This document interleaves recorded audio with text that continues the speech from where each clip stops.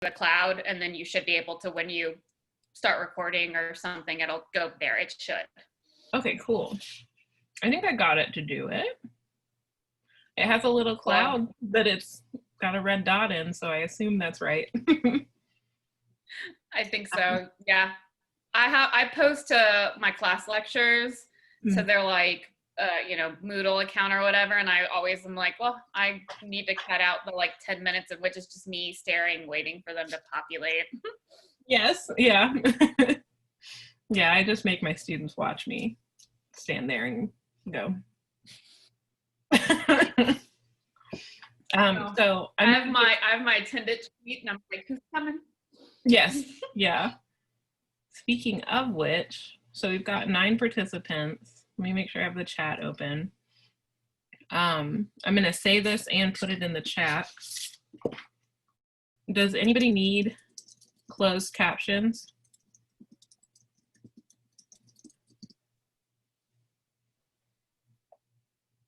Okay. No, I don't. I'm good. Okay, cool. That is good to hear. We're going to close caption it on YouTube anyway, just because we don't know if people in our membership would do better with it. I know I tend to, but that's just because I'm a certified space case. So I think I'm going to give it a couple more. Well, I don't know if we should. We should probably just get into it because we've got a lot to go over. So I'm going to upload the meeting agenda really quickly, just so that everybody has it easy access right here. But it's the same thing that I sent to the emails. Let me make sure that I do that instead of talking forever. Nope, that's the wrong one. Don't look at that one. There we go. That is the correct one. Okay. So I guess it is kind of good that I put the interest meeting there too, just in case anybody's like, what's happened since the last time we saw each other? A lot is the short answer. So it's simultaneously a lot and kind of feels like nothing at all. That's my personal opinion, but you know, I'm also a high achiever, so turn off the AC because it's super loud. So Liv, do you want us to just start with like the reading of the agenda and go from there? Yeah, I think that might be best. Okay, cool. So basically there's a little blurb at the beginning.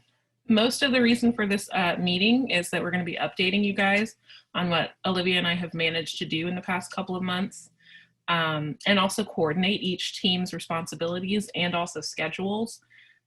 So we're hoping that that will go well, and that we'll at least get to have some discussion about certain things. Hopefully this meeting will last about 2 hours. And as I said before, we will record it and upload it to YouTube with closed captions. We're hoping to get it uploaded by hopefully early next week at the latest, but this will also depend on our YouTube team. So, and we'll talk a little bit about that towards the end of the meeting, I guess would probably be the best time. But we'll also kind of talk about it throughout. So the first part is updates. So I've been doing most of the legal stuff. The biggest update for legal is that we've picked a location to incorporate in, and it's North Carolina. We picked that because I live here. It's not necessarily like the most advantageous state, but also it's the easiest one for me to get access to information for. And they've also got a bunch of little, like, not little, they're actually quite big, nonprofit organization resources here. So that's really been helpful for me. And I'm going to share some of those too through the chat. So that's the biggest thing. And then the next thing is that we've chosen to do the business structure as a nonprofit. And I'm actually going to send you guys a few links just so you guys can see why we've, you all can see why we've decided this. I'm opening them all to make sure I send you the right one so I don't send you another unnecessary thing. Okay, so the first one is a comparison chart between all of the different kinds of businesses in North Carolina. The state secretary's office has been pretty helpful with that kind of information. I'm also going to share my screen if that's more helpful. So the biggest things, let me make sure I have the chat open in case somebody has a question.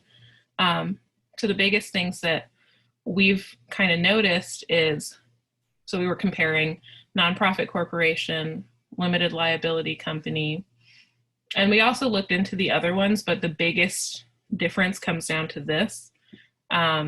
We will have to file an article of incorporation for the nonprofit instead of an article of organization.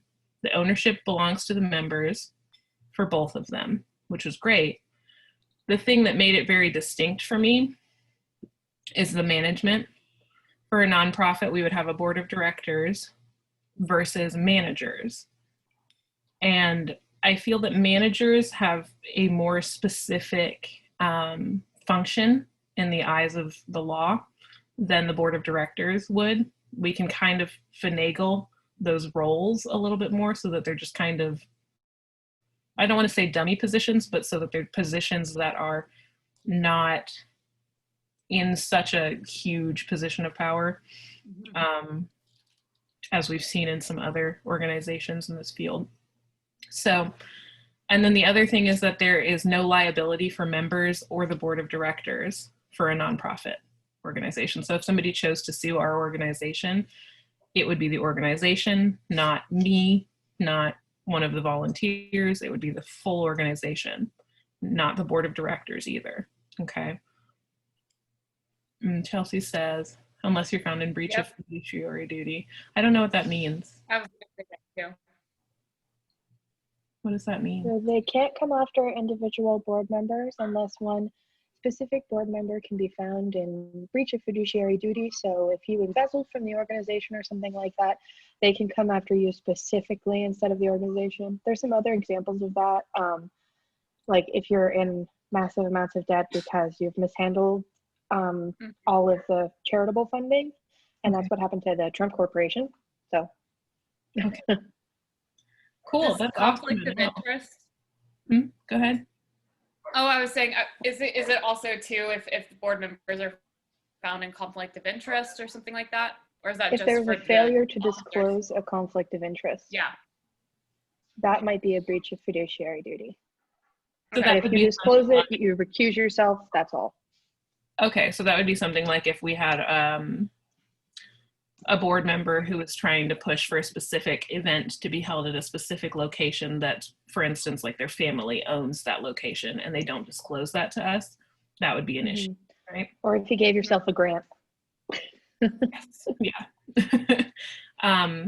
And so that is compared to an LLC, which has limited, owner liability would be limited to capital contributions, which is specifically like I'm going to say our money, theoretically.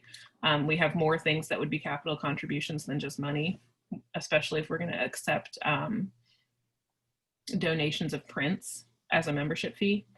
But that gets a little bit of a gray area for me. And I think ideally it would be no liability, especially since we are all kind of taking a shot in the dark right now. The last thing is no tax on our income. This is a whole separate form that we would have to get approved for, but it would be great if we are approved for it. So hopefully we would be able to. And then we also wouldn't be required to annually report to the Secretary of State. So that would also be nice because that takes away a little bit of complicated tasks that we might have to hire like an accountant or a lawyer to help us with, I guess annually is what I'm saying. We might still have to do that, but there are also a bunch of forms that are easily accessible in North Carolina. That's the other reason why I went ahead with this state, because there are other states where you can't just go to the Secretary of State's website and find all the forms laid out for you. So that's kind of nice. There are some things that from what I understand, we will have to file every year, but yeah. So that is one thing. That's part of why we went with nonprofit corporation. Another reason is right here. Here's more of a description on what a nonprofit corporation would do in North Carolina. So you would be creating it by filing articles of incorporation. We've talked about that. Management is, so this is the part that I really want to stress. It's controlled by its members and managed by a board of directors that are elected and acting under the authority of the articles of incorporation and bylaws. So we are really literally explicitly able to decide how much power the board members will have. And we can also file, I can't remember the name of the form right now, but basically an amendment to the bylaws to change it if in the future we find that a board member is kind of abusing their position. And then, of course, the limited liability, we talked about this. This lays out specifically what we would not be liable for. So the actions of the corporation, right? So if everybody votes to do something that's then later somebody has a desire to get litigious because of whatever that action is, the individuals involved would not be in trouble. And I know that that's something that when we were talking about the code of conduct, that was a concern that people had. So if we were to enact some kind of action that is, I guess I would say punitive, because of the behavior of a certain individual in the group, we as individuals would not be personally liable, the corporation would be. Does that make sense? Okay. So, tax characteristics, again, subject to qualification. We could pay no income tax. And then we are not affected by the death or withdrawal of a member. So if a board member were to pass away or a regular member were to pass away, we would not be affected. You would have to actually like file paperwork basically to dissolve the company. Mm-hmm. If we're planning on soliciting funds, we may also be interested in learning about how to apply for a charitable solicitation license. I don't fully understand what they mean by soliciting, because if we're applying for grants, does that count as solicitation? Okay, thank you. So that's where I kind of get into that gray area of like, these are words that mean something very specific and I don't know what they mean by that. Some grants will ask though for a designation of charitable, like that you can receive charitable income, because they'll be like a family foundation, mm-hmm. and they want to write it off on their taxes as a charitable donation. So some grants do require that status. Okay. Okay, so that would be something we would need to keep in mind. I'm going to write that down really quickly. Yeah, it would be like if you wanted to send a letter in the mail asking people in a general area, like, would you like to donate to us? You would need to have that letter in order to do that. Okay. I see. So like no soliciting signs. Yeah. That's what they mean by solicitation. Got you. And then of course, if we become a charitable or religious corporation, there's a couple, there's a little bit more information here. Did I send this to you all? I don't think I did. I think I forgot. I'm sorry. I'm not going to run through this too much because this is something that will happen a little bit later in the legal kind of scheme of things, and we'll have more time to talk about it. But again, this would be how we would avoid income tax. It also gives us kind of a layout on what we would be able to do and the information we need to provide. The biggest thing for me here is some nonprofit corporations plan to solicit the public for charitable contributions, whether monetary or gift in kind. We might have to seek an exemption prior to doing that. So that basically means if, from what I understand, if we're asking people to donate prints as a membership fee, we might need to do our license before we do that. That's my understanding. So there's also frequently asked questions. The state secretary's website has been very, very helpful. So, and then there's more information here. This is their general portal. I'm going to send this out to everybody if you guys want to kind of scroll through it at any point and point anything out to me. I'm sorry, Pumpkin, you have to wait. But we also have what's next, et cetera, et cetera. And then the other really big thing that's helped me is there's the North Carolina Center for Nonprofit, which has a lot of resources on the website, like how to start a nonprofit, which I've read through this whole thing with Olivia. I'm also going to paste this page and send it through the chat. So this kind of gives you the life cycle, how to get it started. It's a pretty thought out kind of introduction, but at the same time, it doesn't quite answer some of the questions we need it to answer.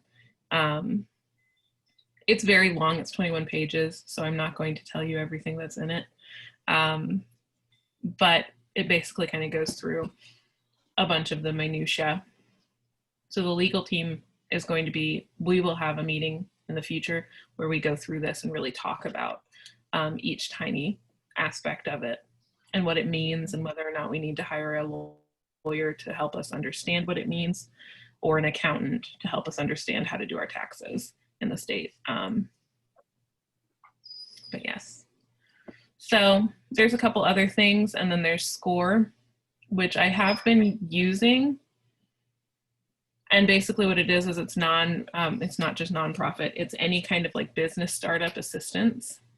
I did contact them and they sent me a link to their, they called it like starting business training or something very buzzwordy like that. And so I will be going through some of that. And then once I've gone through that, I'll see if it answers some of my current questions. But before, so I've kind of gone into the next section where we're doing current questions / issues facing the legal team.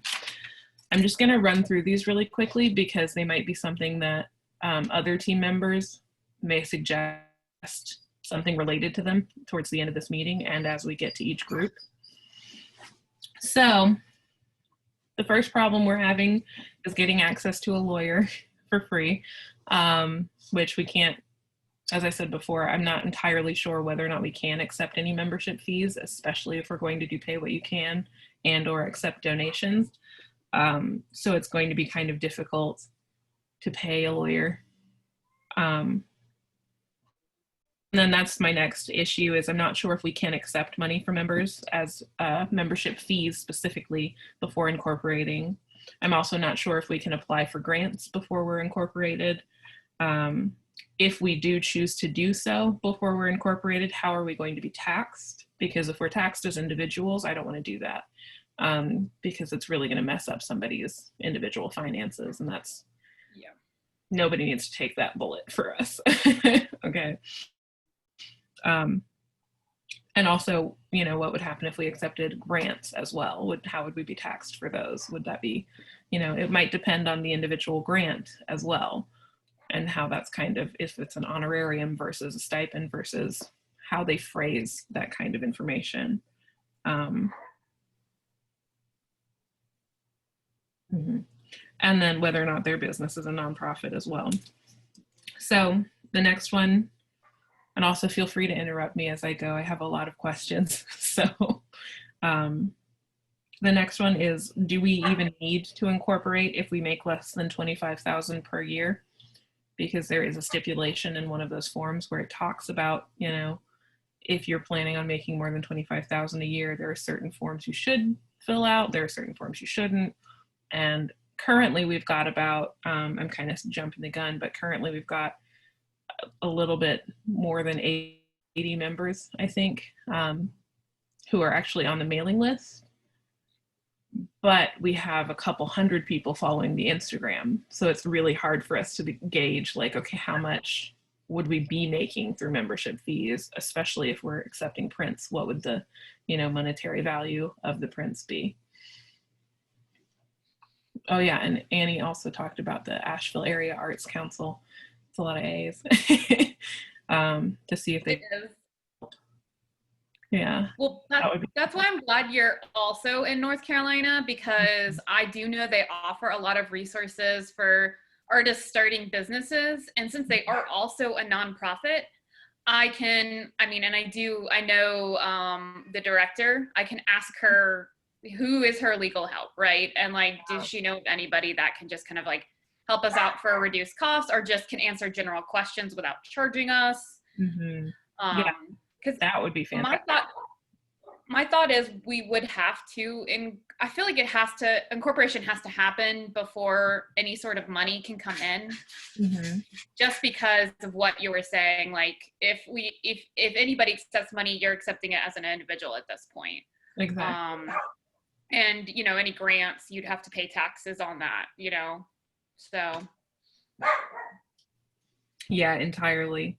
The next part is less about the money and more about the things that we actually have to put into paperwork.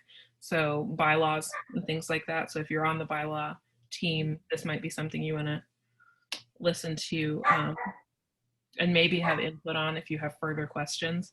But the broad question is, how flexible are the board positions?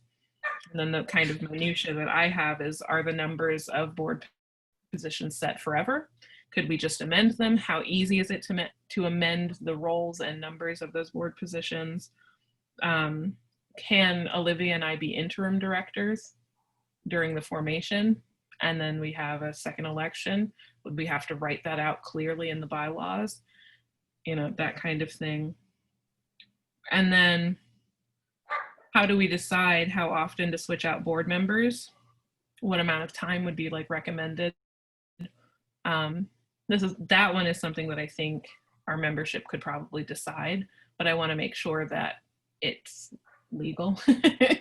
And then how many board positions would be ideal? Olivia and I were thinking 3 to 5, because we don't want there to be too many board members, because then they will start to outweigh the regional representatives, I think, in their voice and also their general presence.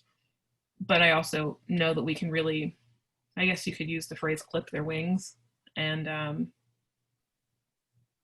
kind of make sure that they're in positions that aren't as executive as they sound, right? So that's one big question I have. And then my next question is, what can we put off since we know how much income we'll have? So what is the basic kind of starting foundation that we need to be able to accept money? And then what would be things that we can kind of push down the line where it's like, okay, well, we will deal with this specific tax form or something later once we actually know how much money we would make. Specifically, I had a question about that because of the 1023 versus 1023 EZ, which I no longer remember what that is. So, but that's something we can talk about more in the legal meeting. And then the next one is, how easy is it to change forms, bylaws, and board roles and positions? So they do have a form on the state secretary's website. I guess I could stop sharing this. Sorry. But they do have a form on the state secretary's website. That is what you would basically use to change the constitution of bylaws, et cetera, but it costs money. Not a lot, but it does cost money. And then my biggest thing is it going to require the board of directors to agree? Do we have to have the board of directors agree? Or can the membership decide? So that's kind of where I'm at with that, where I have some feelings. Because again, we're not trying to have a board that is an executive board in the way that we have seen it done before. And then the last one is the difference in compensation levels for people. So we talked before about wanting to be able to pay people money for photography, for design, all of that kind of stuff, but also for their regional representative work and roles. And the biggest problem with that is finding out the difference between, like, what if we just waived their membership initially, which I have mixed feelings about because it is nice, but it's also like, that's a variable that I'm not sure how we would claim that on our taxes, you know? And then honorariums, which I have no idea how to tax, or stipends, which I also I don't know. We definitely wouldn't be doing regular paychecks just because we have absolutely no concept of what our income stream will be. And regular paychecks would be a great way for us to run out of money really quickly. So those are all of my current legal questions that are like pressing. I have a lot of other questions, but those are the ones that I'm like, we really got to settle these now before we get really into the bylaws. So does anybody have any questions about that or anything to add? Well, I mean, in terms of paying people, they would essentially be independent contractors. You'd have them sign a contract, and then thus it would be up to them to figure out how to you know, report it on their taxes. Because I used to work for a nonprofit here in Asheville, and anytime someone got a stipend, you know, we had to write a really detailed contract, and they would sign it, and you know, and that's how we were able to give people money, essentially. Okay. And we needed their you know, tax identification forms, so you'd have to start collecting those. So like W-9s and stuff like that. Mm-hmm. Okay. Yeah. So just in case someone was to audit, you know, you'd be like, oh, well, they were an independent contractor and I have their W-9. You just need to keep it on file. You actually don't need to file it unless somebody asks. Fantastic. That is very nice to know, because I've filled out a couple of W-9s, but like I don't know what happens on the other end of that. So that's really good to know. And that's also sounds like a very, I don't want to say easy, but a more straightforward way to kind of be able to change over time as we get bigger or smaller, so that we're not, you know, setting a set rate and then digging a hole for ourselves, you know.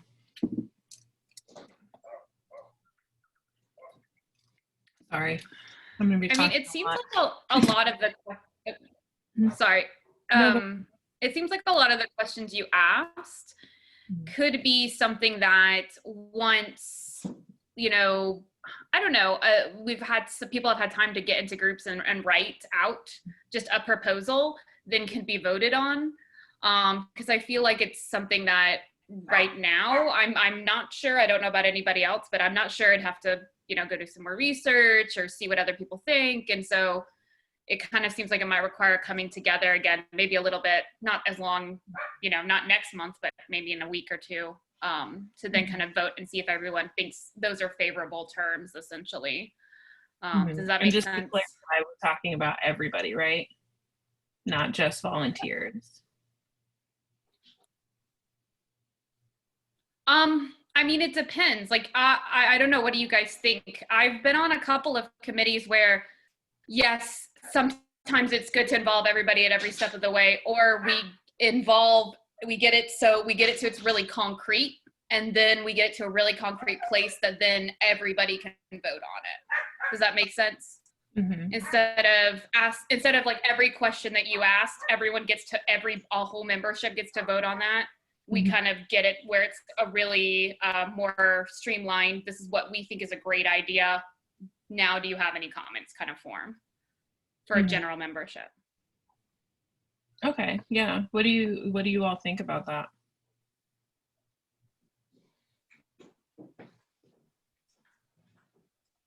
I think that also just works for just getting things done, like more quickly than like guess, having to wait on everybody to respond. Especially in the case of like, you know, y'all have like, oh, so many Instagram followers, but not as many people on the Discord. Yeah. So it just like, makes more sense to. Yeah, and maybe what we could do, am I interrupting? I'm sorry. Okay. Maybe what we could do is kind of chunk out our bylaws so that we have like I'm going to call it a section. The section could be a paragraph, or it could be a specific, like we're talking about the board of directors, that we send out to the general membership so that there is more of a sense of feedback. But we're also working towards that streamlining effect, where instead of saying every individual part of this I have a question about, instead we are working together to form what we think fits with the general original intention of the group, and then check with the membership to see if we've got it right, you know, and if anybody has any concerns or things that they'd like to edit, specific language that we might have left out, specific language that we, you know, included that they're concerned about, that kind of thing. Because that's the biggest thing with bylaws is I think the more eyes on the bylaws in general, the better. But I think if we send out a big document, it's going to be very alienating for people who are like, I've never worked on bylaws before, like me, or people who, you know, don't have that much time to dedicate to reading through that big document and saying like, okay, I have questions about these 17 things. But it feels weird to send 17 questions to them. So maybe instead I should, you know, I don't want people to feel like they have to make a decision of like, well, what's more important, or let me pick my battles, or whatever you want to call it. But I also agree that we should kind of streamline it a little bit more, instead of those individual, each sentence kind of getting sent out and being like, is this okay? Right. Is there anybody who's concerned about that idea? I just want to point out that I think it's a really good idea to find a balance between those things, because I don't want everything to just fall on like two people, you know, like you and Olivia. I think primarily y'all have been doing the bulk of the work, so I just want to make sure that everybody can bear that load. Yeah, for sure. Olivia and I have definitely had a conversation or two about that where we're like, so I appreciate you saying that, Kay. So let me write this idea out just so that I make sure that I'm regurgitating it properly.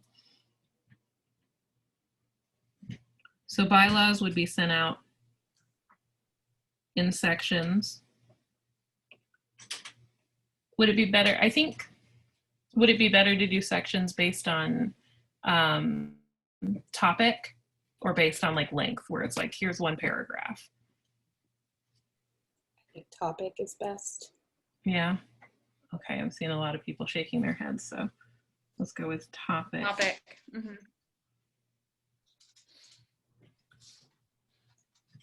And then have people vote on them. And then we do have, this is jumping ahead a little bit, but we do have the Discord active right now. And so what we could do is share a link to that, to the draft, right, through the Discord, and say, okay, this is the section that we've been editing. Could you give us feedback on that? And then also give them a place to vote. Or we could do it in a more structured way, where we have, I think at one point we talked about Google Forms so that they could fill out kind of like a survey on how they're feeling about it. But I do kind of like the idea of having a free form, more informal conversation, as well as possibly having like something, a metric. So my other degree, sociology, so my brain's like, I mean, I love data, but I also really like qualitative information and interaction. So does anybody have any thoughts on that? I know like Discord has like multiple different channels that are used for like different purposes. I kind of wonder if there's like a survey or a form channel already on Discord to keep it like kind of on the same platform. Yeah, that's a good idea. It might have to be some like searching on that. So write that down. Survey because I know they have like different types of channels on Discord, but I'm not sure exactly like I couldn't tell you if they have something like that or not. So, or if they have a server like that. Well, this is my first time even using Discord, so I'm like, oh, I didn't realize there were different like qualities of channels. So yeah, they're not all just like chat channels or whatever. Okay, yeah, so that might be a very helpful thing to look into. And then, but we all pretty much are in agreement that topic-based sections should be sent out somehow, right? And maybe I'm starting to think this is a more complex topic than I initially thought. So maybe what we'll do is the bylaw team will have their own meeting to kind of discuss the formatting, which each team's meetings, we'll talk more about what we would like to do for this. But I do think each team's meeting should be open to other team members as well, in case it's like, okay, well, yes, I know you're doing the Instagram, but also I'm doing the YouTube. And like, I want to make sure that you guys are aware of, or that you all are aware of, you know, the specific thing at a time, right? Christina does say that there's a poll bot on Discord. Yeah, I was just looking into that. So I was trying to see though if there was like a survey bot as opposed to just like the poll bot. Yeah. I have a question. Yes. Can people hear me? Mm-hmm. Okay. My question is, it seems like there are, so there are people who are following the Instagram, there are people who are on the email list, and then there are people who are in the Discord. Mm-hmm. And so I'm just curious, like, roughly, if anyone can speak to how many people there are on like the email list versus the Discord, because I feel like when we're talking about like members versus volunteers, at least in this like initial stage, I'm a little confused about like who belongs to like who's a volunteer versus just somebody who's like following the Instagram versus someone who, you know what I mean? Mm-hmm. So I will say it's about a fraction of the people that we have on the mailing list. And what I've sort of started to realize is that it's varying levels of investment, I think, for people. Partly that's because people are in school and this is a really weird semester. So, and when we originally did our interest meeting, it wasn't school time. So people were like, yeah, I can be involved in this. And then school happened and they went, which is fair. But I will say, it's also the levels of investment of like going and actually downloading the app and learning a new app in order to interface with us, when really all we've ever had is that interest meeting. And so my hope is that as things become more fleshed out, more official, and also more coordinated and more people get involved so that it's easier for things to be happening every day. Like Olivia and I can't be doing things every day because we both teach. And also Olivia's in grad school, so she's busy. There's hopefully we're going to have more engagement from the people who are like, well, I'm fine following you on Instagram, but mailing list, I don't know, let's see how it shakes out, right? And then the people who are on the mailing list who are like, yeah, I want to be on the mailing list, but let's see how it shakes out on the Discord. But you do bring this up at a very good time, because that is kind of one of my concerns about polling people only through Discord. We do have such a huge discrepancy between our members on the Discord. We have, I think, it's less than 20 people on the Discord app. And then we've got, I think, 82 people on our mailing list. Mm-hmm. And then, or we might just have 80, I can't remember anymore. Some people send us multiple emails, so that's why I'm a little thrown off. But, and then we've got like, I think, Olivia, do you remember off the top of your head how many Instagram followers we have? No, but I can look it up. We have 400. But I was also going to say this, we gotta, mm-hmm. I was just going to say, we're kind of running low on time because it's only been 2 minutes, so we should probably launch into mailing list anyway, and talk about that. Okay. Which, so we have 456 followers. Yes, yeah. This is going to be a little bit shorter. The mailing list. I am going to put the password in the chat instead of saying it out loud. Let me grab it actually. Unless Liv, do you remember it off the top of your head? I just kind of permanently forever signed into it on everything, which you guys don't have to do. You all don't have to do that. So for the email password, it is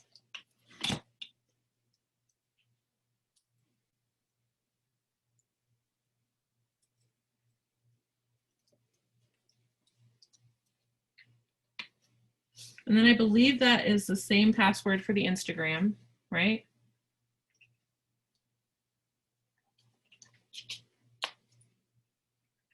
Yeah, it should be the same password for the Instagram. We tried to make it like unilateral in case people wanted to shuffle around on their teams for a little while. So that is the password.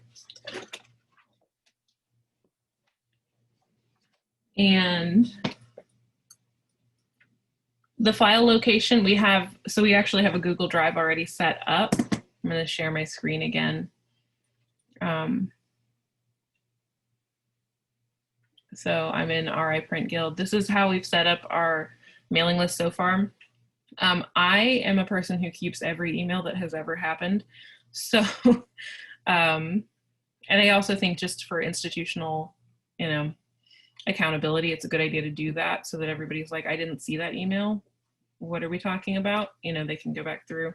I have currently a folder for legal, a folder for mailing list. This is where I've put everybody who's just wanted to be added to the mailing list, and any kind of inquiries about that. Opportunities, which we will kind of briefly talk about. And then teams formation specifically. I haven't yet made anything for like Instagram or YouTube or anything like that, because so far we haven't needed them, but feel free at any point to kind of add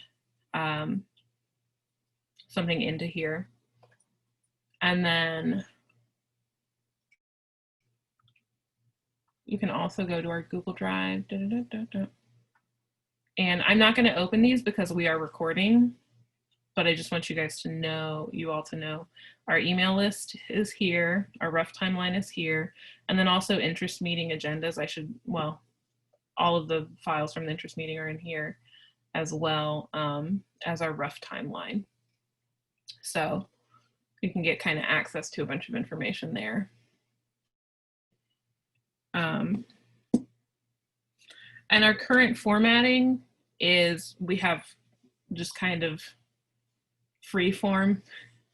We don't really have like a formatting decision that we've made with like a newsletter or anything like that, because we haven't had the time as two people to do newsletters regularly. So for those of you on the mailing list, that is something that we would be super into developing with y'all. And then we already talked about current member numbers. So that is it for mailing list. I know it's pretty brief, but I do have two different pages, one for volunteers, which we have about 23 volunteers, and then, which some people might not be able to volunteer as much of their time. And then there are other people who initially volunteered for the website, but we're not going to be doing that until like probably next year. So they have either chosen to jump onto some other team or are choosing to wait. Either way is fine. And then trying to think if there's anything else about the mailing list. The one main thing about the mailing list is always BCC. We have some members who can't disclose their location. There's some members who just, just in case, respect everyone's privacy, and double check that you're BCCing the membership. You can send emails directly to me or Olivia, that's fine. But anybody else, BCC. Okay. Okay, cool. And that includes our volunteers as well. So then we also have the Instagram. Olivia's, do you want to take over on this one? Yep. Okay. So we're trying to be more active on Instagram, since that seems to be where the bulk of people hear from us and see from us. So what we've started doing is kind of meet our members, which we started with Becci and myself. But we were hoping that you guys, since you are here and clearly you're in it, we were hoping that maybe you guys would also want to participate. We're asking for roughly 4 pictures. It doesn't, so what the format that Becci and I have done is a picture of ourselves and then 3 pieces of our work. But if you don't want to include a picture of yourself for whatever reason, that's also fine. We can just do one more picture of your work. And then you're just sending us a brief little like blurb about yourself. So maybe like your education, if you if you have a formal one, what you like your work kind of focuses around, and maybe what you're currently doing. And then we'll post that to the Instagram, because we really want kind of just transparency on who we are, who we're comprised of, and kind of, I know we're not talking about beliefs, but I believe that a lot of beliefs can be ascertained from somebody's identity. So it's just a way of getting that out there. Plus, we're trying to get to a point where Becci and I are not the face, because we are not. At least that's not where we're trying to be in the future. Let's see. So yeah, you can email us, email our ripg that information, or we could create a Google Drive folder where you guys can just create a folder for yourself and pop that in. If that seems easier for you guys, I see a lot of nodding heads. We can just okay. So I'll create a folder for you guys to go do that. So yeah, just create inside that folder, it'll say Instagram Meet Our Members. So just go inside, create a folder with your name, and pop all your stuff in there, and we'll go from there. And I'll just do it on a like first come, first serve basis. So whoever is the first folder I see is who we'll start with, and we'll go on from there. I believe, oh, and then stories, we're just trying to do kind of general topics. Since we're not incorporated yet or anything official, we're trying really hard not to like align ourselves with anything. So we're trying to really, period. Like, yeah. Sorry to cut you. No, absolutely, go for it. So we've had we've thought really long and hard about like, okay, how are we going to go about, like, a lot of people have encouraged us to look towards MAPC. Not as many people have really talked about SGCI, but other print organizations. And while we are cognizant of it and aware of it, some of that advice is more for us as individuals and less for the guild entirely. And so we're trying to kind of dial back from making any definitive alliances there, because we don't know if that's something that will align itself with the actual inclinations of our membership yet.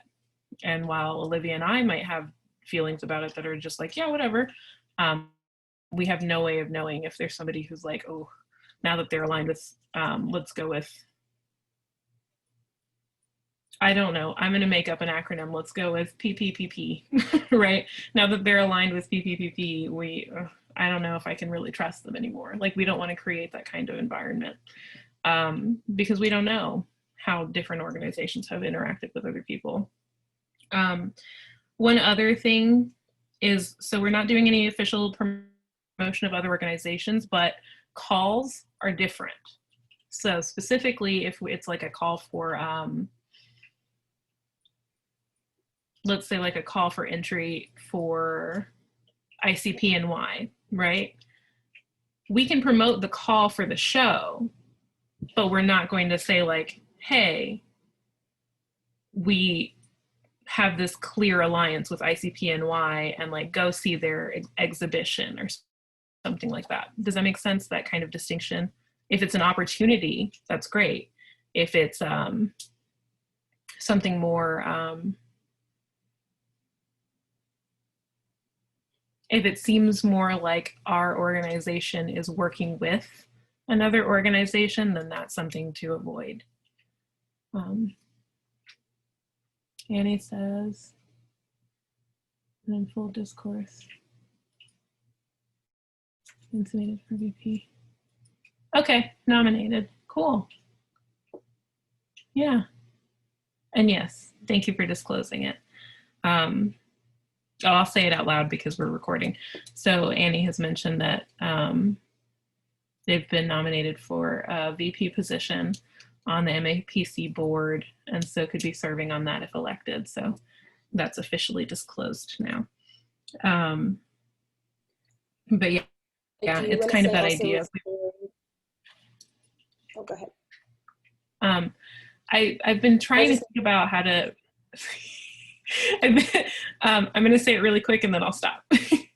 So I've been trying to think about how to make this clear. And what we're really trying to do is, my analogy is that all of these organizations are a fruit, right? We are an avocado. And we're kind of a weird fruit, but if you compare an avocado to like a banana organization, right, which you could think of like MAPC as that banana, we're both fruit, we're both good for you, but we do different things for your body. And the way that, you know, our texture is different, our taste is different, the components of us are different. And so kind of trying to think of ourselves as the avocados, you know. I don't know if that's helpful, but yeah. Go ahead, Liv. I was just going to say that, again, along the lines of, since you guys are here and clearly dedicated to it, if you all have something like Clarissa, I know you just posted about putting up work somewhere. That is something that we could promote because we know you all are members. We've kind of been staying away from the other people who have been following us or like following back people who've just started following us because we don't really know if they're going to be a part of it. Same thing with like liking posts. At the beginning, we were really unsure of like who's a part of it. We don't want to necessarily, again, it was all about aligning ourselves with something prematurely. So if you guys have anything going on, let us know. Because again, you guys are here, you guys are participating, you're clearly a part of it. And then just because I was going to talk about it again, I'm going to jump around on the agenda real quick, just down to YouTube, and then we'll go back to bylaw editors. So we're gonna show you a little bit later how to get access to I believe the access is with the email and that password, right? Okay, so that password that Becci shared will also get you into the YouTube account. So basically what we're posting there right now is just these meeting recordings, which means the biggest kind of commitment will be editing them. There probably won't be that much editing to them to do, but editing them, uploading them, and then uploading them with closed captions, which it probably won't be able to happen during this meeting because we already are down to an hour, but I can try and like post a video or like create a video on how to do it, and then we can email it out or put it in the drive. So whoever is on that YouTube team, if they don't know how to do it, there'll be a resource for you to figure it out. A little bit down the line, when we have maybe like demos that we're sharing, or maybe visiting like artists series or something, that could also go there, and that might involve a little bit more for you guys, but that's kind of where YouTube is right now. So we can go back to bylaws if you'd like more. Yeah. So bylaw editors, essentially, you kind of heard where we're at with legal right now. The main thing is that we have the Discord that's active, but we have super low member numbers that are actually participating in the Discord. And again, that might just be that level of engagement that they're willing to produce for themselves, especially right now. So that might be something to keep in mind when we're sending out bylaw sections. And then most of it is waiting on the legal questions to get answered, just to make sure, like, okay, main things, like, can we have money? Where do we put it? You know, things like that. But we do have to have our bylaws done before we're officially incorporated. So we're going to have to kind of figure out, maybe we'll have a meeting with both legal and bylaw editors next, where we all kind of flesh out the timeline that we'll need to have to get this kind of up and running. that's all I really have for bylaw editors. Those are our main updates. So if nobody has any questions about this, we can move into the team tasks and official designations. I just had a quick question, and again, I apologize because I'm sure this was made clear in a previous email and I didn't pay attention, but I'm not on Discord, and I think was it just sent out in one email, initial email, like how to join and download that app? Yeah. So, okay. My thought maybe then if the numbers are low, it's because like people like me saw that and then kind of just didn't think about it. And so maybe it's worth like making an Instagram story about it, like especially if you're like highlighting your volunteers and you're interested in becoming part of the organization.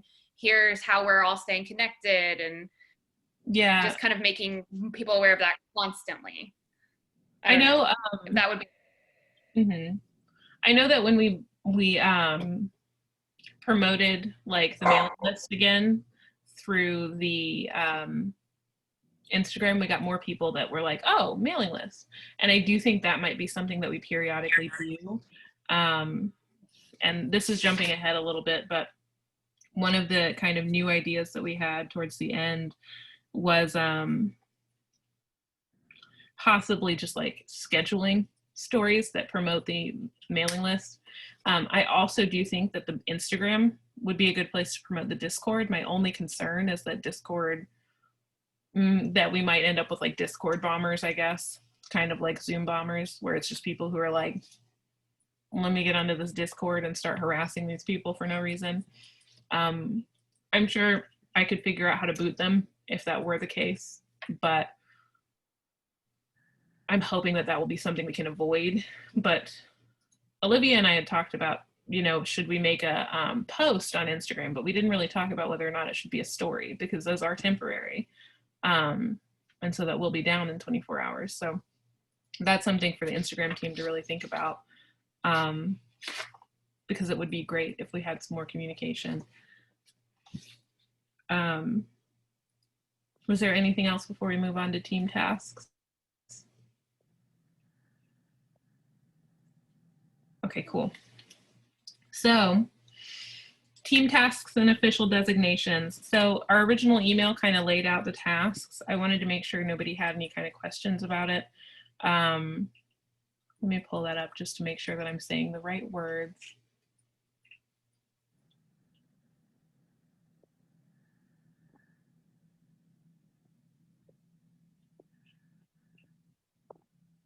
Okay. So the general kind of layout was the bylaw editors are going to be keeping up with the bylaw Discord, continually drafting the bylaws, and making a master document that includes future member suggestions. Especially you guys are going to be, you all are going to be very active in October/November. We're hoping to be up and running by January, which is, you know, pretty ambitious, but we're hoping that'll happen. You will be working really closely with the legal team to make sure that the bylaws are legal. For YouTube, it's mostly recording the Zoom meetings, which right now I'm recording, so you don't have to worry about that, but also uploading the Zoom meetings, typing the CCs for Zoom meetings and responding to comments. One thing about uploading the Zoom meetings is since they're so long, they take a very long time to upload. So just be aware of that. And then for the mailing list, it's mostly responding to mailing list emails and saying like, oh, thank you. We've added you to the list, blah, blah, blah.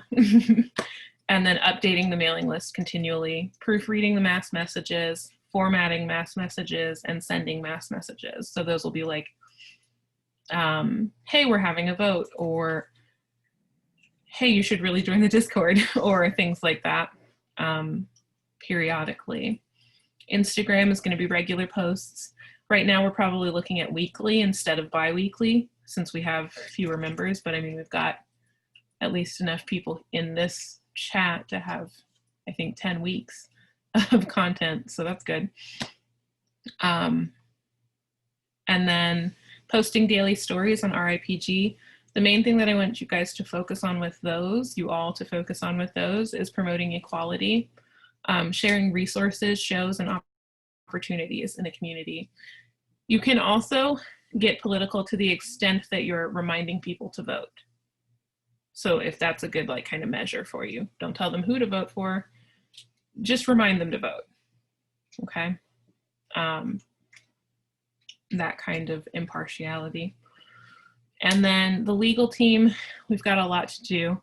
We're going to be sustaining contact with a lawyer, hopefully, if necessary, assisting with documentation, etc., and review of the bylaws with bylaw editors to ensure adherence to legal advice and requirements. We'll also be towards like January-ish, the ones who are actually filing the paperwork. So just so that you guys are aware of that. And then for website, y'all don't have anything to do yet, but you can realign with other team members temporarily. And a couple of people have done that already. I know Luca is going to be helping with, oh crud, I can't remember for some reason. I think with the mailing list, right, Luca?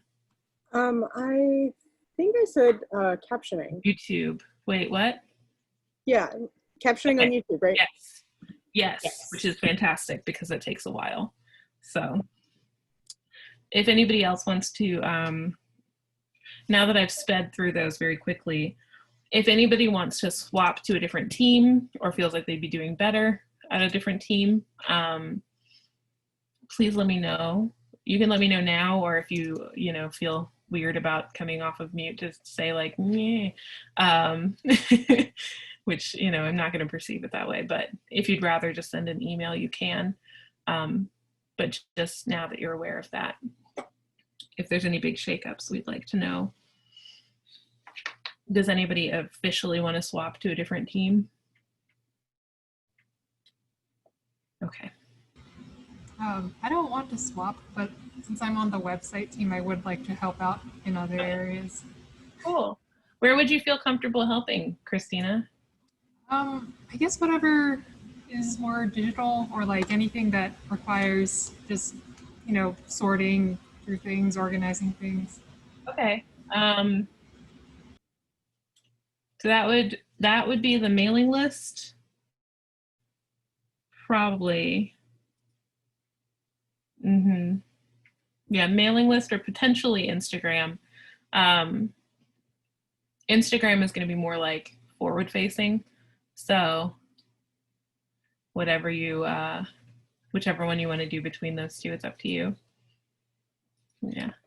I think Instagram would probably, we haven't really had a whole lot of DMs, but the Instagram team also answers DMs. And of course, if you're like, I don't know how to answer this, you can always, send a message to me or Liv, and we'll be like, say no, or whatever we need to say. So for now, Christina, I will put you down as mailing list. Ooh, if I could write, or Insta. Okay. So next is the cost assessment. This is more Olivia, so I'm gonna. I just want to say for time, it's like all kind of broken down. Do you want to just do like maybe email us if you have questions about this so that we can move forward to kind of new ideas and finalize schedule, and then also take questions? I think the main point that this really, the cost assessment makes is we need money. So if we can find any way to get any of the things written out here for free, some things we won't be able to, like the nonprofit forms, like we're just gonna have to pay for those. But if we can find a way to like avoid paying for a lawyer monthly, that would be solid. Accountant, etc. And then also, if you read through this and you notice that we missed something that you're aware of, or know about how we could cut those costs in some way, you can either email us or throw it in the chat or whatever you'd like to do. But the main thing is, it could be $1,700 annually to run this, or at least to get started. So that's an amount of money. So the last portion is new ideas, and we've got about a little under an hour to kind of talk about this. So the main thing is that we are hoping for ways to streamline tasks. I mentioned before, we don't really have any like form letters that are already typed out and saved. We could easily pop those into the Google Drive. So if anybody on the mailing list could kind of sign up to do that, that would be fantastic. That way it's just kind of a copy paste, change the name situation instead of having to type out, you know, a response every time. That said, make sure that you're still reading the emails all the way through, because they might ask additional questions. We've been getting a lot of that in people who are asking about the mailing list. Marissa asks, what exactly are we looking for in those forms? So I guess the best way to describe it is we'll kind of discover it as we receive the questions, but the biggest thing is when people want to join the mailing list, having a form letter put together that says, thank you for joining the mailing list. We've got you written down and you'll look forward to hearing from us soon. That kind of information is really all we need, but it's much easier to copy paste that than it is to type that out. Because I've had to type it out to several people and it takes time.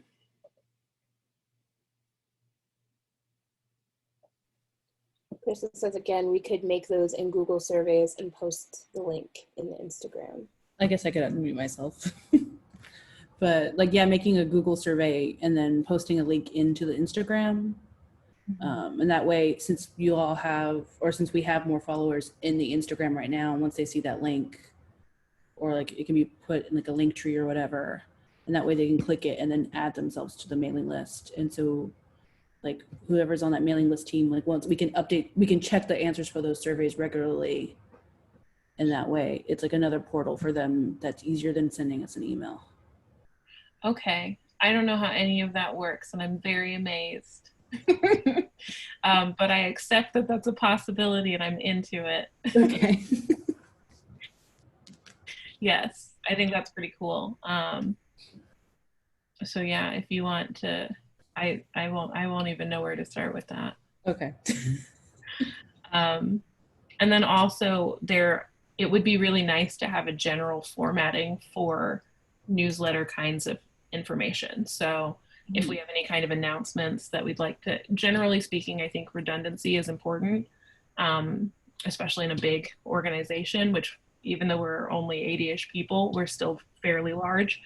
And so even sending things out via email and via Instagram would be helpful. Even just saying like, hey, check your email, we sent you something important, or hey, check your email, you've got a link to a survey or whatever. Or we could just post them in both places because the link won't change just because it's on the Instagram versus the YouTube, or versus the email. The one thing I worry about though is people filling it out multiple times, but I do think having some kind of formatting for that would be ideal. Just generally like what kind of headers, what kind of information do we need to put in the letter each time? Especially, you know how a lot of organizations have those official bottom portions where they say contact us, blah, blah, blah. It'd be real nice if we had one of those so that we look like a real business or a real group. And this is like above and beyond. I don't know if we really need to get started with this right now, but it might be a good idea for us to have like a header of some kind so that when people get information from us, they recognize it immediately as like, oh, okay, like this is a formal email giving me information about the group. So that would be nice. And then the other thing was the Google Calendar. So I know Olivia made the Google Calendar happen, but I think it would be good for us all. I shared the password earlier. all of us to use that Google Calendar so that we're all aware of like, oh, hey, I don't have to go out of my way to email Becci or Olivia to find out when the next meeting is. It's just on the Google Calendar and I can sign into the email and look at it. So we were thinking about that. Those are the ideas that we do have. And then one really big question for us is, would you guys like to do a separate Discord just for volunteers? I'm seeing some nods, some Could I you think, repeat the question? My computer froze, sorry. oh, it's okay. We're talking about if we, I don't know why it's so hard for me to repeat this question. Would everybody want to use a Discord to stay in contact with each other, so that we can do like really quick questions, things like that? Yeah, Chelsea says the Discord mostly seems like volunteers right now. Yeah. Yeah, having a good own channel for volunteers makes sense though, just because it's easy to chat into there. Yeah, I tried to do that, and I don't think that I understand Discord well enough. I think that that's the main problem is like, I was like, yeah, and then I sent out the link and I was like, well, I guess everybody can see this, so, which is fine. We're fine with transparency, but I want to make sure everybody else is okay with that too. There's like ways to make it private for private or for like certain viewings. So. Okay. Is there a way that I can give someone the power to do that for me? Because I don't think I know enough about the world yet. Or, you know, somebody could also just like walk me through it real quick and I'll learn it. Maybe we could have a Discord team. That's a good idea too, especially if the Discord gets like real wild. And then can we assign admins or mods and roles? I did try to do that. Like Olivia has an administrative role, but we haven't really done anything from that point either. So I could just give somebody that role if they'd like to kind of make it that way. Yeah, we're both kind of just like, okay.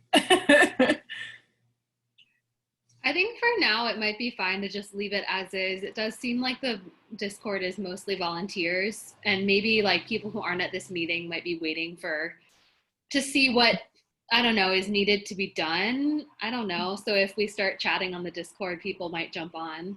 Okay, yeah, that's true. And I think at a certain point we can also be like, okay, the Discord is popping off and there might be some people that start to join it that are just general members who are like, oh my gosh. And then we could start, you know, we could depart onto our own, not depart, but like hop onto our own channel or something like that. So yeah, I think if everybody is all right with just using the channel that's open now, I think that that's groovy with me as well. Okay. Cool. I'm going to write that down because I'll forget it. Okay, so the next portion is scheduling for collaboration between teams. So we did talk a little bit about Google Calendar, but this is more about like regulated activity. So for instance, the Instagram promotes YouTube videos once a month, right? They promote the most recent YouTube video or whatever, or maybe they do it on the 15th, or maybe they promote the mailing list twice a month or something like that in the story, that kind of stuff, just so that we have additional kind of reminders as people find our group, as people find us, because we're mostly present on Facebook. We're easiest to find on, not Facebook, whoa, Instagram. And I also think that's how most people are sharing us, is through Instagram. And so I'd like to have that kind of regular reminder of like, we do have a mailing list and we do have a Discord, and you know, there are other ways to contact us. Kind of like when people can't see the chat in Zoom, it's like, if you don't know, then you don't know, and you don't know to ask either. So that is one idea that we have. And then I wanted to open the floor to like additional ideas for the next 15 minutes. which can also just elaborate on some of the ideas that I had. Like if you have other ideas for what we could be doing on Instagram or YouTube or literally anything, that'd be cool.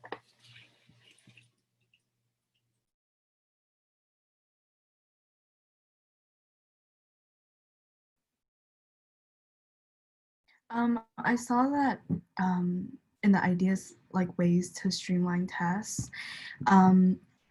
I used to work for like a graphic design team at my school, and we use Trello to really like create different tasks, and you can have like different categories and where like these tasks go, or if they're finished or if they're currently being worked on, and different people can assign themselves. So you can clearly see like this is who's working on what task, and people can join or leave. And then you can also move the task if it's being worked on or if it's finished or if it's going to be dropped. I don't know if that's going to be like something helpful or if it's just adding like another layer to, oh, we have like all these different formats or like places that we have to go to. Yeah, I think that's a good idea, but there's also a part of me that wonders if it might be something we wait until we're a little bit more lubricated is the only word I can think of, like a little bit more, if we have more traction, there we go, and we have more of that set schedule. Because I think, I don't know though, I also kind of wonder if that's because we'll still be like finagling out like, okay, when can we and who can and et cetera, et cetera. So it would be a good idea to have like a visual representation of that. But I'm also, there's a part of me that's also like what you were saying, that might be adding that extra layer. So what does everybody else think about that idea?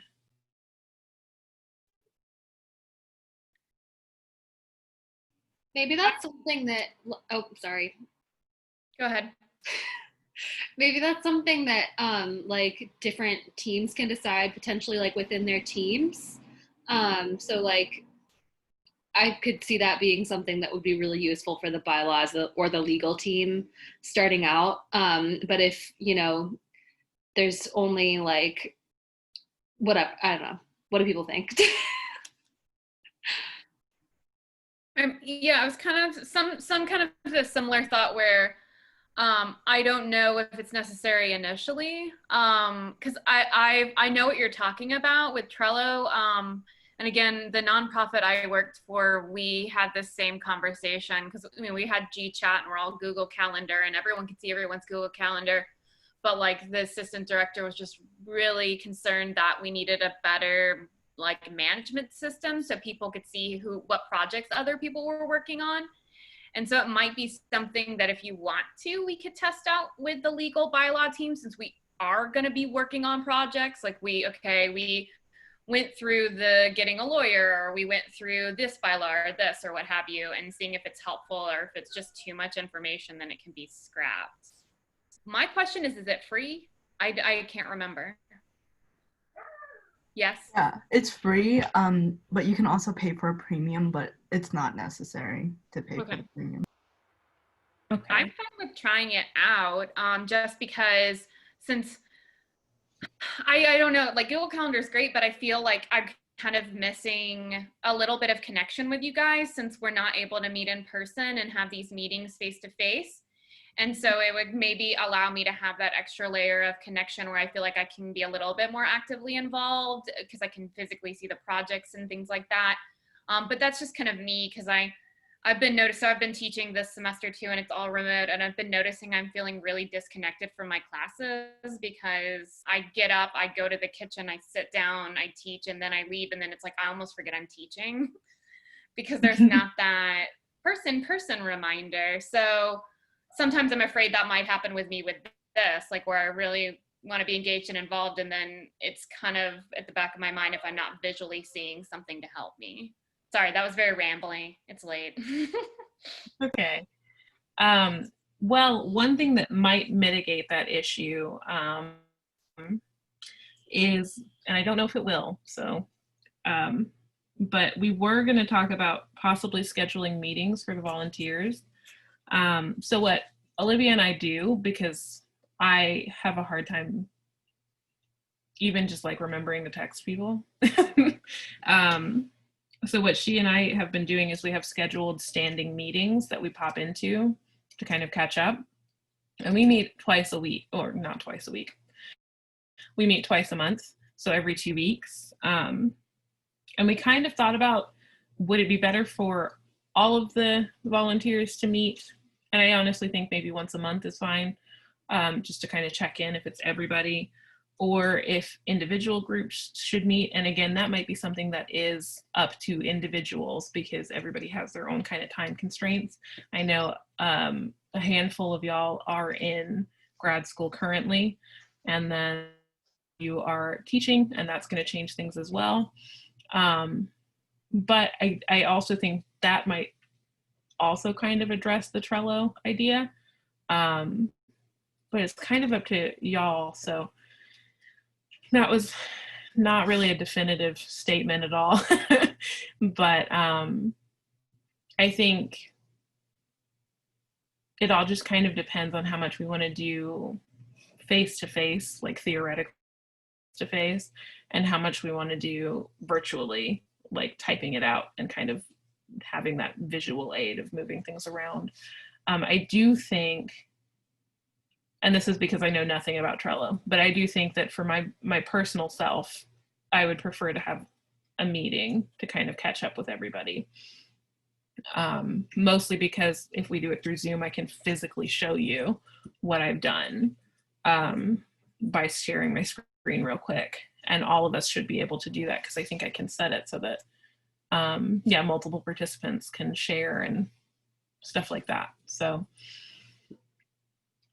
I do want to bring up what Annie mentioned about for the Instagram group, should we come up with content guidelines officially written down and in a shared Google Drive folder so whoever is posting anything can check that if it's against the content guidelines, which I think is I agree with. But I guess my question is, how do we want to go about writing those guidelines? Do we want the Instagram team to write them and then present them and then we all discuss them? Do we want everybody to write down what they like personally think and put it in a shared Google Doc drive and then we can all work on it together? How do we want to go about that? I think maybe the fastest way for us to do it would be to have another meeting. I know that sounds kind of poopy, but that way we could talk it out a little bit faster. Then I'm not a huge fan of the impersonal Google drafts because you can't say, well, why did you blah, blah, blah. You would have to like go out and do an additional step and send that person a message. And I do think it might be faster if the whole group got together to make the Instagram thing. One thing that I did want to stress for you guys before we get too like distracted into a different direction, because I realized Olivia and I weren't totally clear about this. We will be present in all of the teams so that you guys aren't just like, okay, they gave me something, now I just have to figure it out.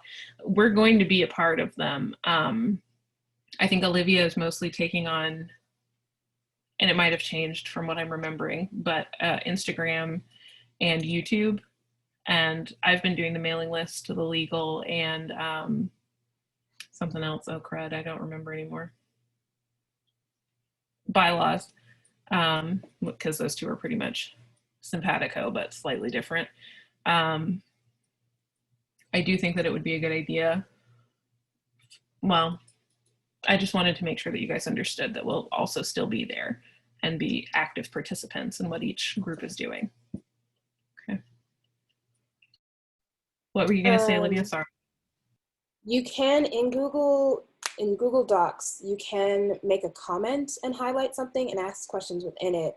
So you can be able to talk to people. Because I just know I personally am not going to have a lot of time for a bunch of meetings through this, because we all, I'm sure, have meetings for other things, be it school, other volunteer groups.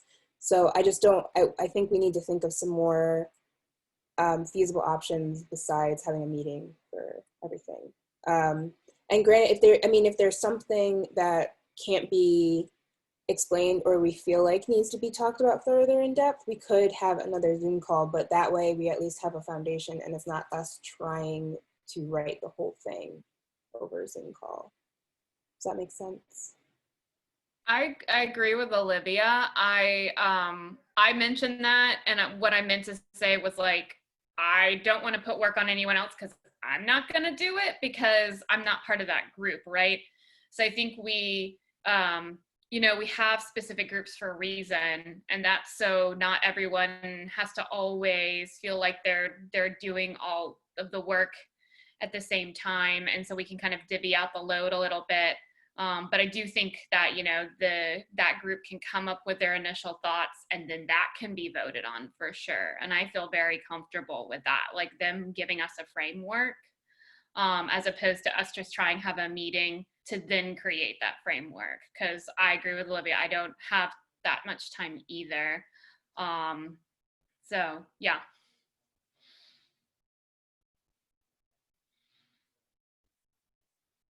I think that's actually quite a good idea, because when you're describing it that way, it's pretty much the same thing that Olivia and I have been doing this whole time. So like I'll write out a document and then at one of our meetings, we'll kind of go through it together. So it's already fleshed out. It's just a matter of editing, revision, etc. To make sure I didn't miss anything, to make sure my wording is, you know, up to par, and also to make sure that I'm clear. You know, there's a sense of clarity with what I'm actually writing out. So I do agree that that's probably a good idea. Before we kind of touch or depart, I guess, from this message or this conversation, would everybody in this group be able to meet once a month?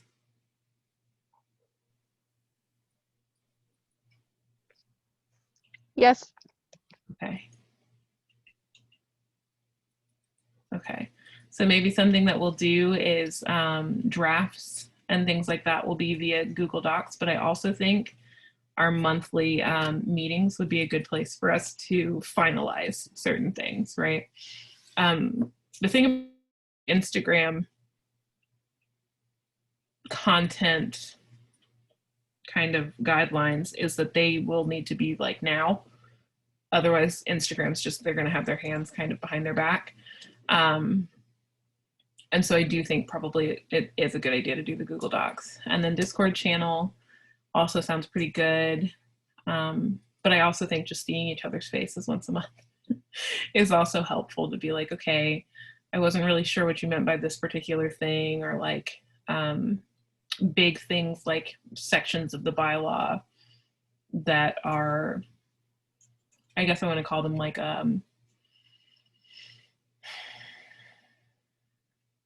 larger sections than what's voted on by the individual group. Like when we get a whole entire, like if we get the whole entire board member thing finished, it would be good for all of us to see that so that we're all on the same page and we can talk through it and talk about questions. And again, the more eyes on it, the better.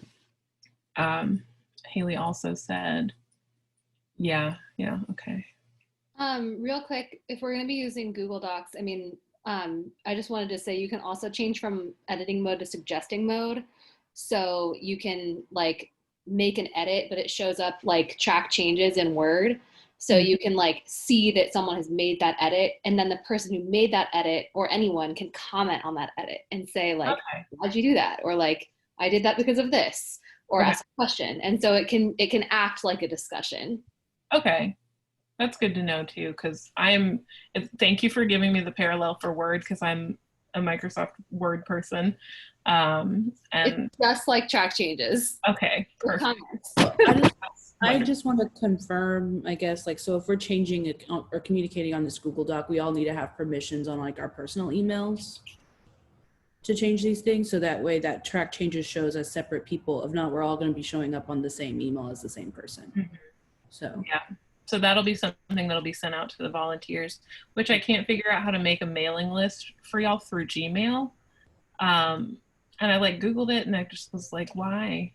Why can I not just type in like you can do in Microsoft, just type in like this specific name and then just send it to you all. So it's kind of copy paste you every time, which is a bummer. Kay has said that they would be able to work with the Instagram team to get those guidelines written up. So that's awesome. In Google Contacts, I could do it. Okay, I've never ever gone. Why does Google have so many sections? Anyway. So I will look in there. Thank you, Haley.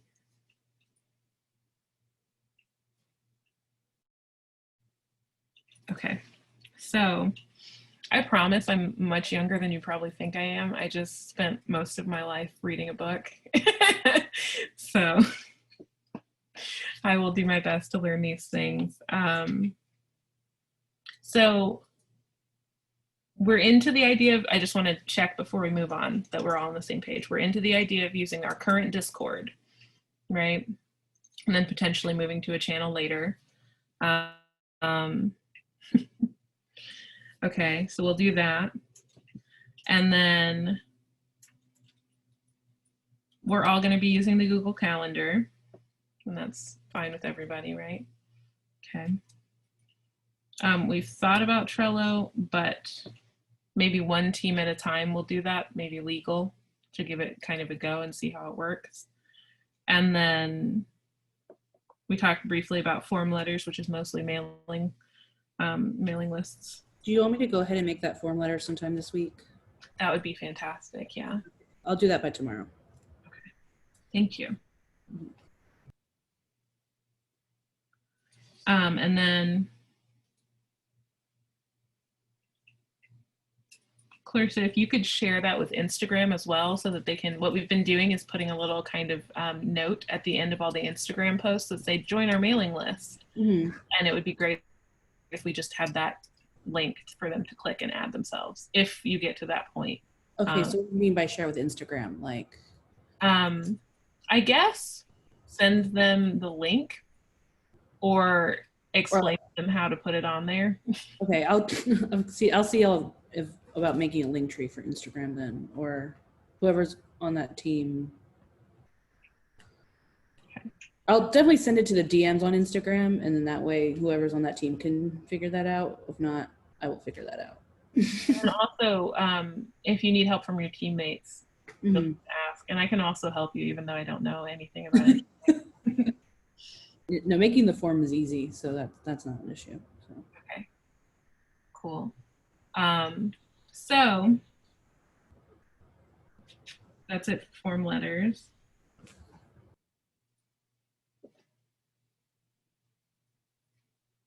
Hang on just a second. The link tree. Score for the volunteers. We'll use the current one. And then as far as scheduling for collaboration between teams, I think what I would like to have us do is, actually I have a question about this. Would you rather Olivia and I just kind of give you schedules? Especially, I'm specifically talking about like YouTube, Instagram, and kind of the mailing list, because for y'all, it's mostly going to be about maintaining that public face.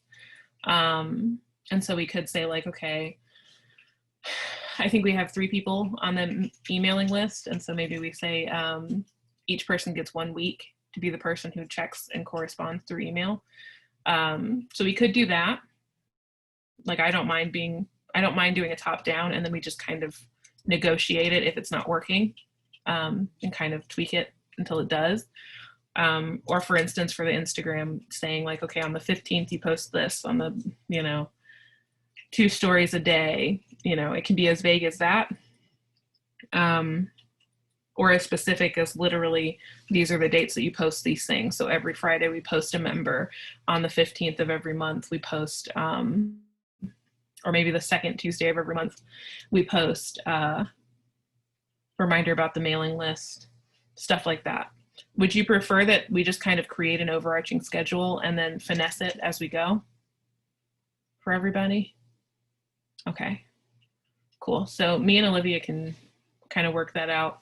Olivia, do you want to have a meeting next week on Thursday to kind of talk about those things? I'm going to say tentatively yes. I have to I have to check my calendar, but I believe yes. I know that we have a meeting scheduled, and I think it's next week, but I just want to make sure that that's our top priority. So I'm going to write it down again.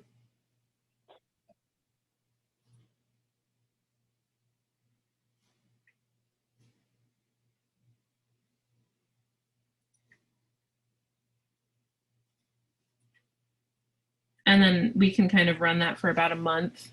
And then at our next meeting, kind of check in and be like, okay, is this still working for y'all? Or do we need to kind of dial it back? Do we need to be more specific? Do we need to be looser? How should we kind of go about that? Do the dates need to change for certain things? That kind of stuff. So cool. We've done that. And then we were in the section where we were talking about additional ideas for streamlining tasks, et cetera. Does anybody have any other brilliant ideas? Because you have already taught me so much.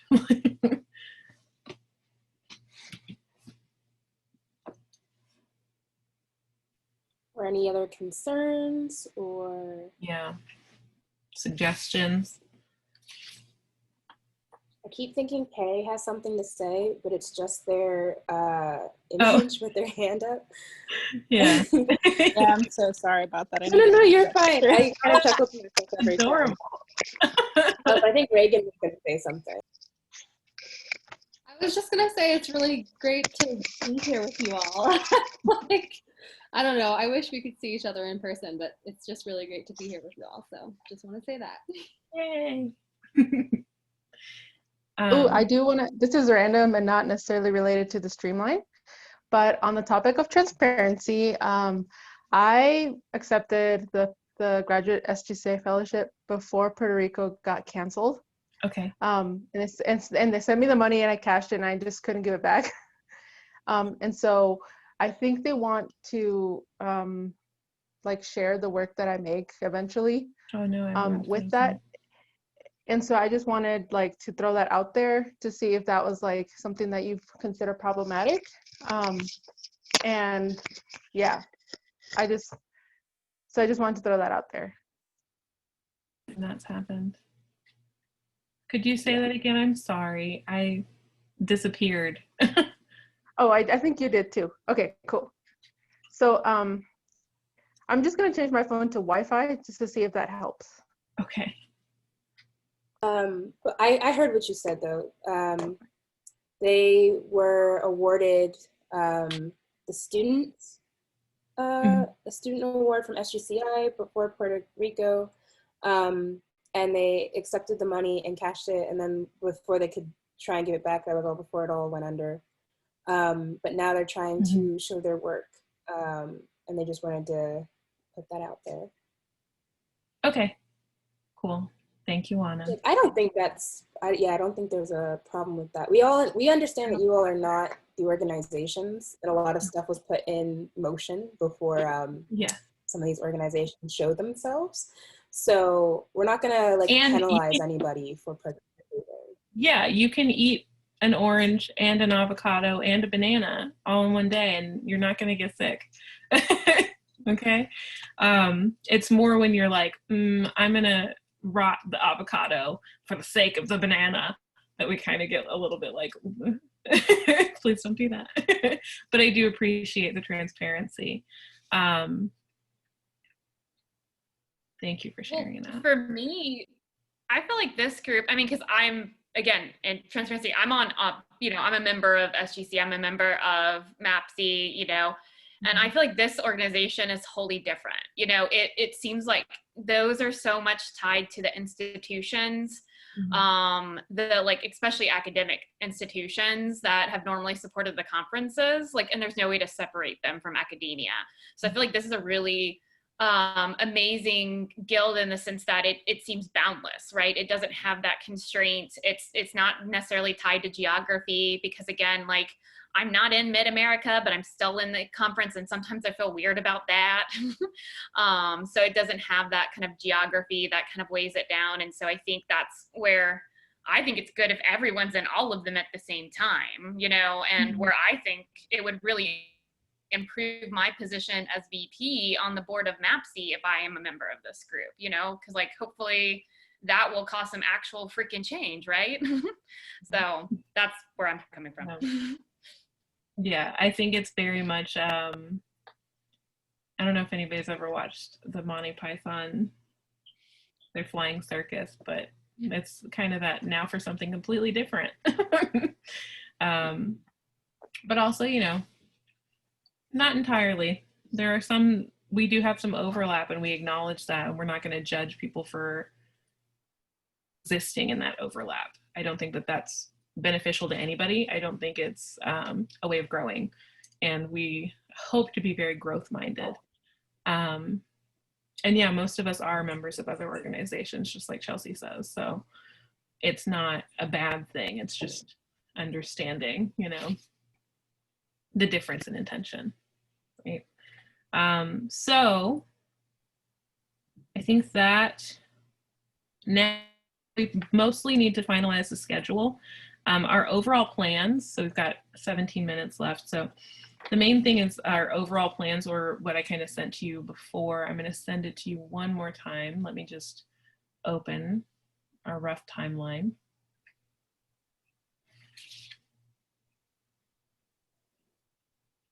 Here we go. If you're not signed in, you might not be able to open this, but I'm also going to share my screen so that everybody can see it. So this is our rough, very, very rough timeline. We are just coming out of September. We've pretty much done all of this stuff. We've created the working teams and we're going from there. We're having difficulty finding a lawyer, but we did pick a state to declare in. This upcoming month, we're mostly hoping to promote the mailing list, start working on the bylaws and code of conduct, potentially write a mission statement, which is also required for incorporation. Team meeting in general is happening this week. And then the team meeting about potential branding ideas. I think this is actually going to have to take a be put on that back burner because it might need to happen sometime in January instead. But I think this is our meeting for this month. We will probably meet again in November. There's a lot of individual team things that need to happen that are not put down here that I think we'll probably need to flesh out. And this is, again, something that's in the Google Drive, so everybody who has that password should be able to access this.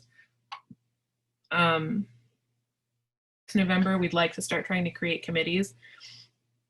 That all kind of depends on how the legal situation goes and how the bylaw writing goes, but we do want to finalize bylaws in November and kind of get to the point where we're like, okay, yes. And we already talked about whether or not it would be by section, by edition, etc. We talked about Google Forms as well. And then we moved branding down even more. So I think it'll take a little bit more than the 15 minutes we have left to go through this whole kind of calendar.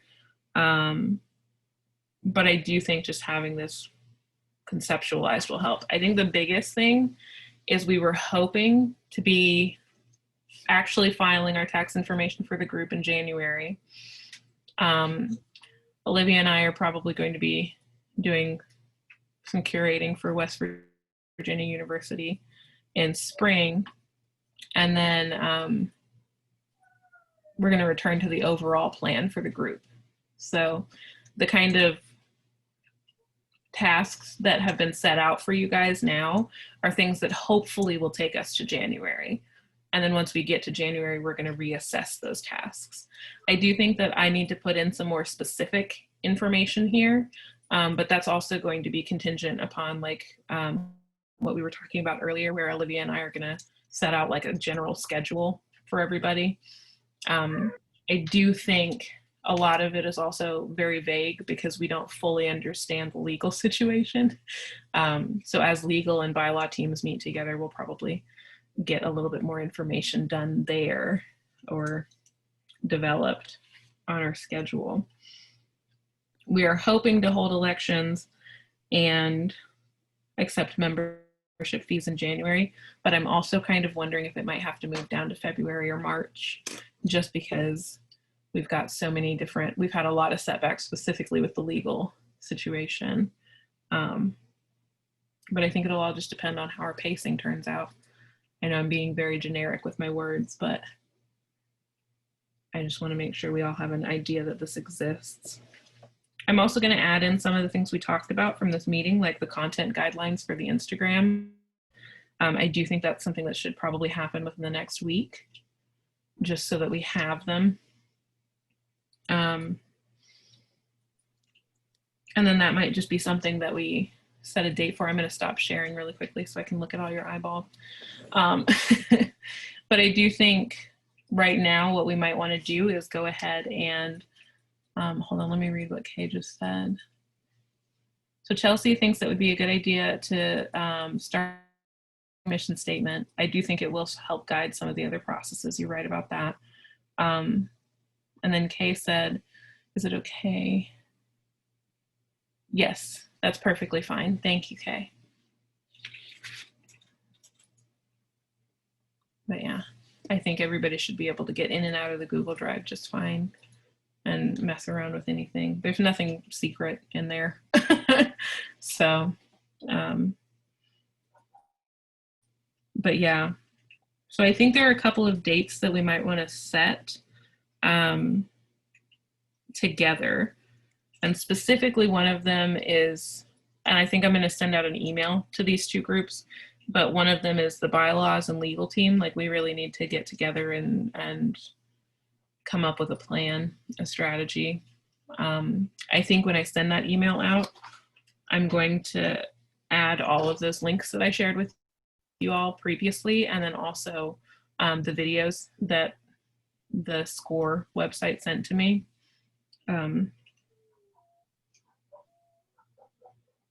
Let me write that down for myself. Becky, we have a question. Yes. Are the officer roles being written out at the same time as bylaws? I think they have to be, from what I'm understanding. I believe we have to flesh out literally all of it in our bylaws in order to incorporate. Yeah. Yeah.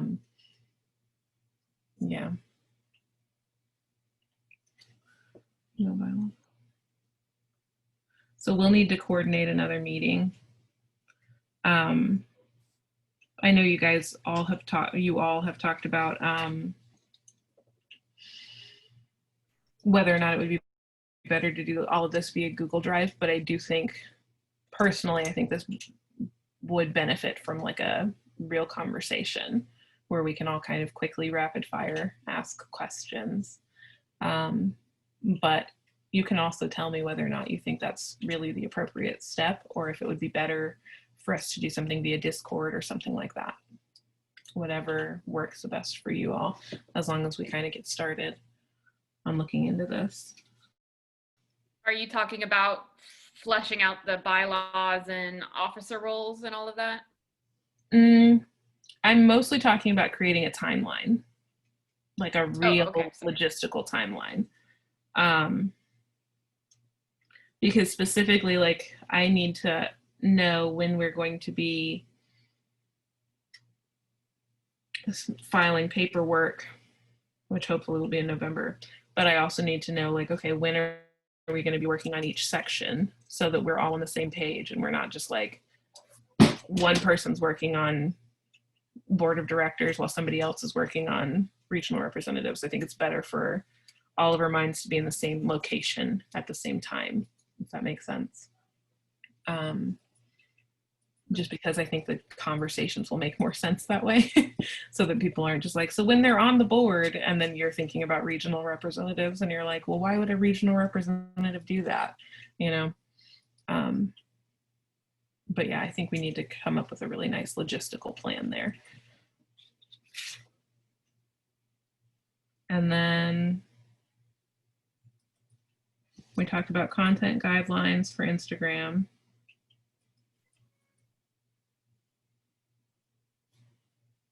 meeting to happen sometime before next, let's say before next Friday. Does that sound okay for all of the Instagram team members? Or next Friday? And then once you all are finished with your draft, you can just send me an email. You can send it to me or Olivia or both, a personal email, and then we will promote it through ripg so that everybody knows to go and look at it and kind of give it feedback, because it's not helpful to get feedback while you're actively writing it, right? Maybe that more detailed timeline for, when we're going to be thinking about board of directors versus regional representatives versus bylaws could be a document that already, like right now, gets started in Google Docs. Mm-hmm. So that way we can kind of start to add to it and then have a meeting where we're like, okay, is this everything? Do we all agree on this?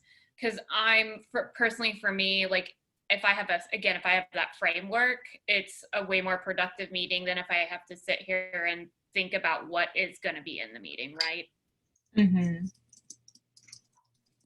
Yeah, I think that'll be helpful. I'm going to go ahead and make the file, but my brain can't quite produce that right now. So I'm going to go ahead and write out legal timeline. I'm making it a Word document because my personal preference is a Word document instead of like an Excel spreadsheet. I'm right there with you. So I'm calling it legal timeline for bylaws.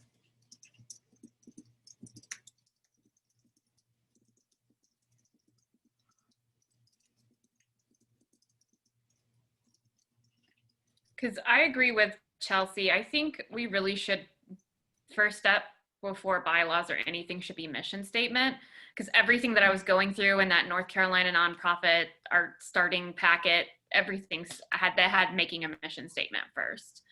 And I think that if we understand what our mission is, then it's, then we can say, okay, we need these roles and we need these bylaws to uphold it and things like that.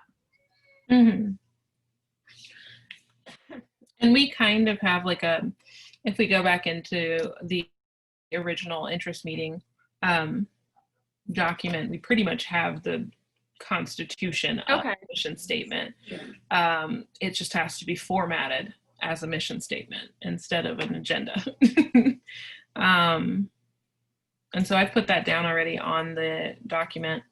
But I do think, because that's so specific to just two groups, if we can talk about for this last 5 minutes something that pertains to everybody. Is there anything else that is pertinent to all of us? I mean, we all know to check the Google Calendar, which will probably be updated by the end of next week, I think is probably the safest bet. I do think the mission statement will also be a fun way to test like people participating and like voting on things, because it would be great to have like iterations or things that are like prioritizing certain goals at like the beginning of the statement or something like that, and just see how people interact with it and see if, if this is on Instagram, if this is on the Google Drive, if this is on the Discord, if this went out over the mailing list, like we can use it to like gather data, like who's responding, who's reading. Mm-hmm. And it's like it's like simple, and it's a little shorter than the bylaws, and will hopefully like give us a good idea of where we should put the bylaws. That's a very good point, especially is until this video goes up, people aren't going to know that we do have to have a board of directors. They're not going to know that we are going to have to incorporate North Carolina and things like that.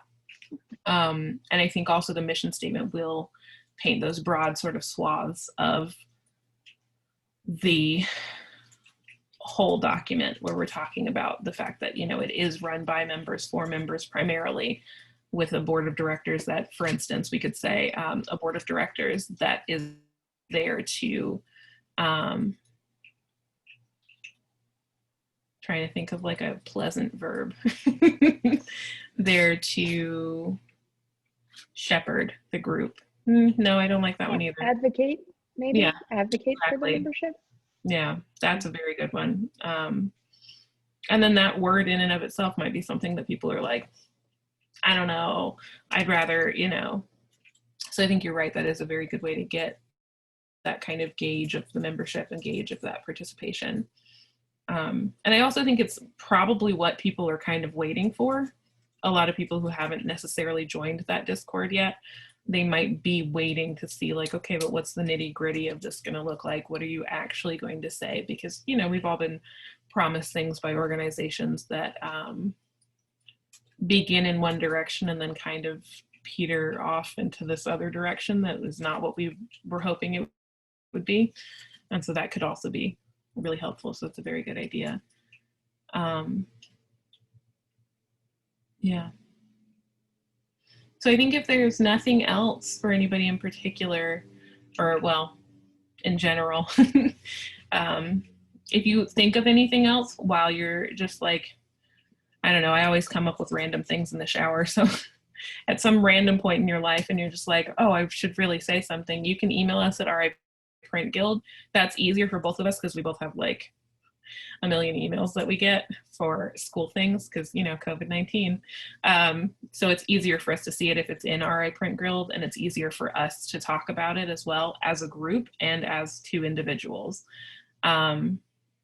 So yeah, feel free to just shoot us a message there. If you have my phone number, you can text me.